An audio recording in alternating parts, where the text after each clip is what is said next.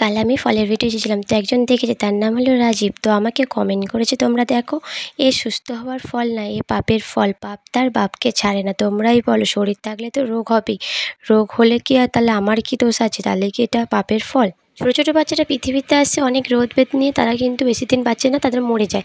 তা অনেক কম বয়সের মানুষরাও মারা যায়। তার মানে কি এরা পাপ করেছে? একদমই না, আমি তো এটা মানি পাপ করেনি। তোমরা কি মানো সেটা আমাকে কমেন্টে জানো। ভোগান্তি যেরকম ভগবান লিখে রাখবে কপালে, সেরকম সে ভুগবে, সেরকমভাবেই সে মারা যাবে।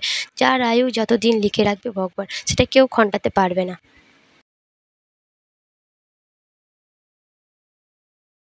আর সময়ের মানুষের পাশে থাকার সময় নেই, কিন্তু খারাপ কমেন্ট, খারাপ কথা শোনানোর জন্য তাদের কাছে প্রচুর টাইম। সেই রকমই রাজীবকে আমি একটা কথাই বলব, কত সুন্দর করে টাইম নষ্ট করে এত সুন্দর করে একটা কমেন্ট করার জন্য তাকে আমি থ্যাংক ইউ না বলে থাকতেই পারছি না। কতটা সময় নষ্ট করতে হয়েছে। তারা অন্যের কষ্ট থেকে যারা আনন্দিত পায়, কে বলতে পারে তাদের ঘরে এই কষ্টটা না রিটার্ন চলে আসে? কেউ গ্যারান্টি দিতে পারবে? আমার খারাপ সময়ে যে মানুষ খুশি আনন্দ পায়, তো সেই মানুষকে আমি তোয়াচ্ছই করি না, কারণ আমার কাছে আছে হাজারো মানুষের উপরে ভালোবাসা। তো সেই জন্যই একটা মানুষ যদি আমার খারাপ চায়, আনন্দ পায় আমার কষ্টতে, তাকে আমি মানুষ বলে কোনো গ্রাহ্যই করি না, তাকে কোনো তোয়াচ্ছাই করি না মানুষ বলে।